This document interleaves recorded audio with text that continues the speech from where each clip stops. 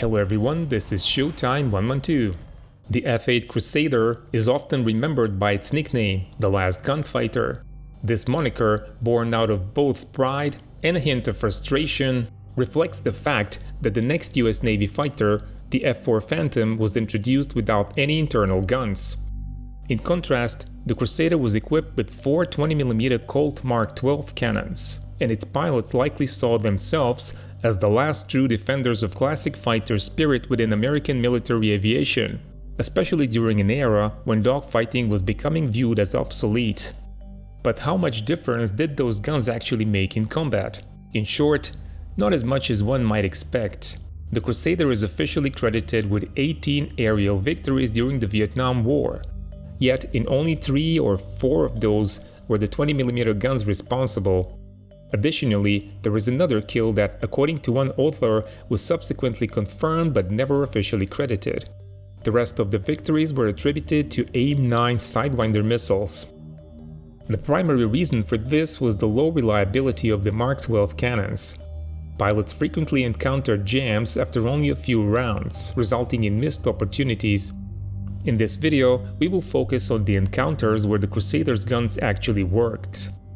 Regular viewers may recognize some of these battles from previous videos, but we'll review them briefly here as well. The first aerial victory for the F-8 Crusader was credited to VF-211's commanding officer, Harold Marr, on June 12, 1966. On that occasion, Marr was leading a close escort mission for A-4 Skyhawks. Flying low beneath an overcast sky, his wingman Phil Vampatella was first to spot enemy fighters. Vampatella fired his guns at a MiG, but they jammed almost immediately, forcing him to disengage. Harold Marr's guns initially worked, as he fired twice at MiG-17s.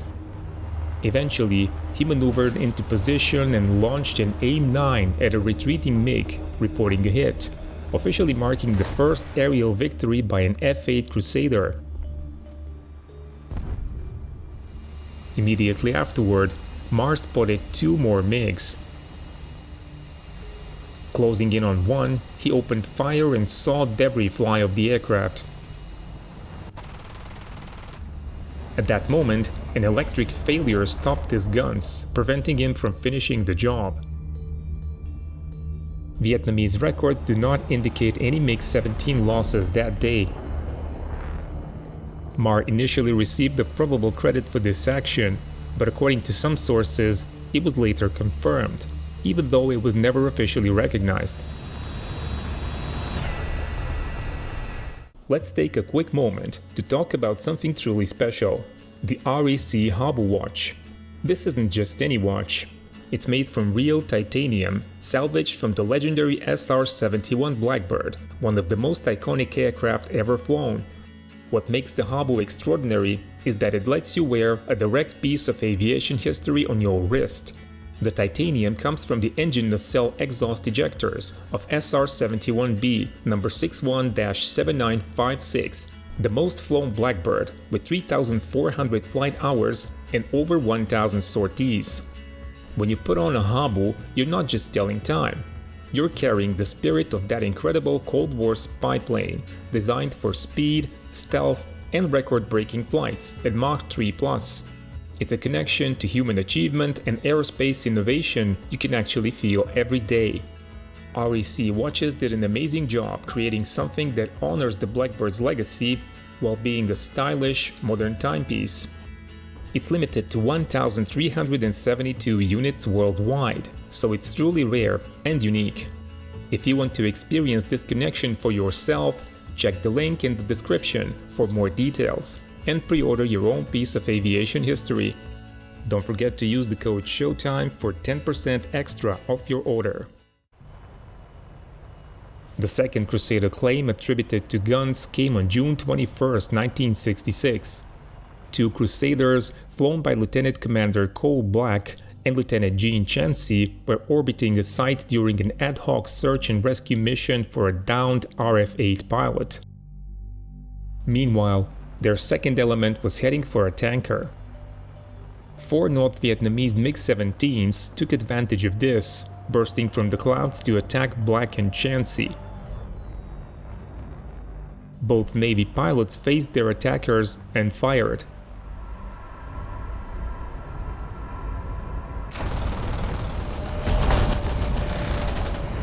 Lieutenant Chansey claimed the hit on the second wingman, tearing the wings off a MiG. There is some uncertainty around this claim, as it was initially credited to a Sidewinder missile. Chansey did launch one, but it missed, so the kill should rightfully be credited to the Crusaders' guns. Meanwhile, Lieutenant Junior Grade Phil Vampatella, who was by then rejoining the fight with the second element, also made a claim during this engagement. Vietnamese sources admit to losing only one MiG-17 that day, flown by Duong Trung Tan.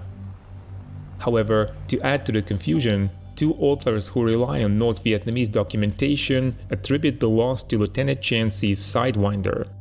Duong Trung Tan, who survived, describes being shot down in terms that closely match Vampatella's account, suggesting Vampatella is the most probable victor. Once more, this appears to be a Crusader gun kill that Vietnamese records do not directly confirm. For further details on these encounters, check out our earlier videos, links are in the description. After claiming 4 MiGs in 1966, the Crusaders' most successful year was 1967. However, its guns did not secure any victories until July 21st that year. On that date, the US Navy launched a major strike against a fuel depot near Haiphong, escorted by F-8s from VF-24 and VF-211. A 4-plane flight from VF-24 was led by Lieutenant Commander Marion Isaacs, the unit's executive officer and a Korean War veteran.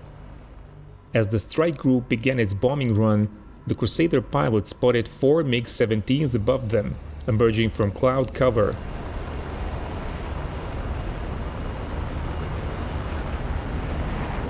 Isaacs called "Bandits" on the radio and began the climbing left turn, positioning his Crusader at the MiG 6 o'clock and preparing to launch a Sidewinder.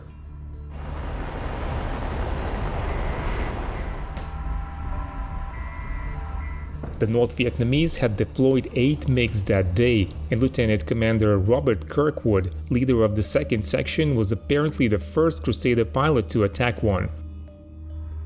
A MiG crossed close in front of him. He quickly fired a Sidewinder, but the missile missed.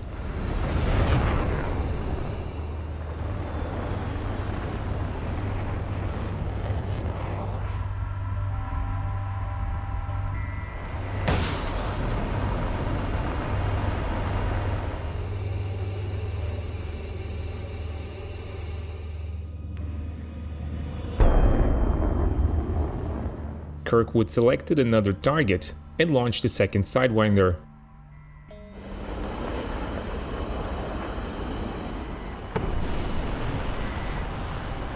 He had no luck either, although for a different reason.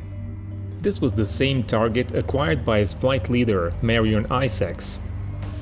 Climbing towards the MiG, Isaacs launched his own Sidewinder.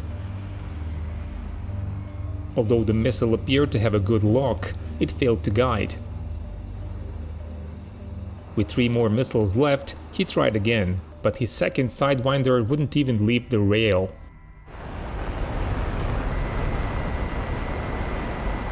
With some concern but remaining in position, Isaacs finally fired a 3rd missile. This one worked perfectly, striking the MiG's tailpipe.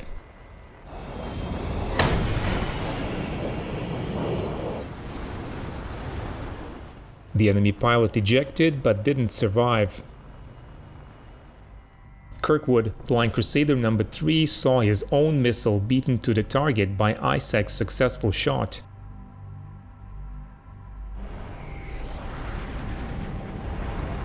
However, Isaacs did not have long to enjoy his success. He quickly realized that tracer rounds were flashing past his cockpit. Another MiG was on his tail. Isaacs pulled into a hard right turn, prompting the MiG pilot to break away in a split S maneuver. The two jets crossed paths and Isaacs lost sight of his pursuer.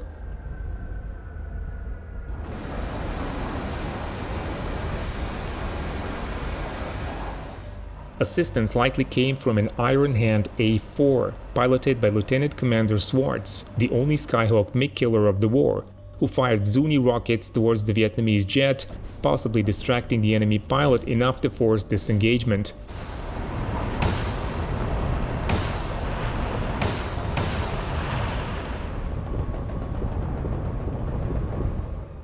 Even so, Isaacs' Crusader was struck by the MiG, causing hydraulic lines to rupture and starting a small fire, but Isaacs still managed a safe return to the USS Bonhomme Richard. After watching his leader snatch a victory in front of him, Kirkwood soon found a third MiG. Gaining a good position, he fired his third Sidewinder, which exploded, but caused no visible damage.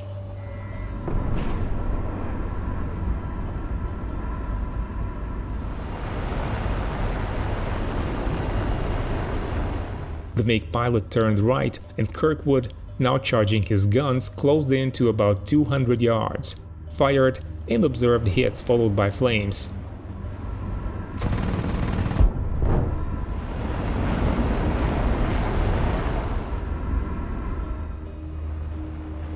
The MiG pilot ejected as the Crusader flew past. This is sometimes described as the only or one of just 2 pure gun kills achieved by the F-8 Crusader. However, the MiG may have been damaged by Kirkwood's Sidewinder prior to the gun engagement. The July 21, 1967 aerial battle resulted in 3 claims by Crusader pilots, and the last of these is especially unusual. This claim, along with the final Crusader's gun claim, which took place almost a year later, will be covered in the follow-up episode. So what do Vietnamese sources report about these engagements? Officially, the VPAF recorded no MiG losses that day. However, records confirm that 3 North Korean pilots were killed, which matches the US Navy claims. North Koreans are notably the only foreign pilots officially acknowledged to have participated in aerial combat on the North Vietnamese side.